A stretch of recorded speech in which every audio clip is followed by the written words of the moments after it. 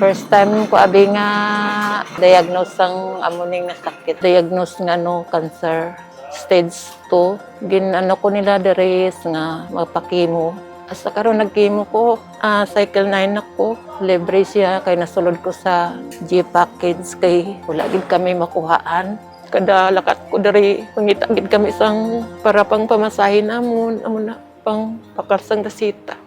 Na start ni 2024 may bukol na siya daw hulin. Amo to ko check up, nagpa-biopsy, amo to sa bansang doktor, ipa-operahan lang para amo to nag-opera gid ko.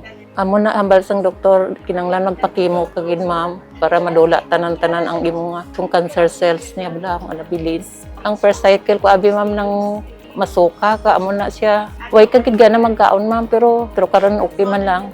Ko ni Dr. Chong nga kun nga libre lang may G package nga ang gobyerno. Makatabang gid sa amon nga pigado ma'am. Thank you gid sa Jinsan Doctor sa hospital kay nakasulod ko sa amon nga libre sa G package.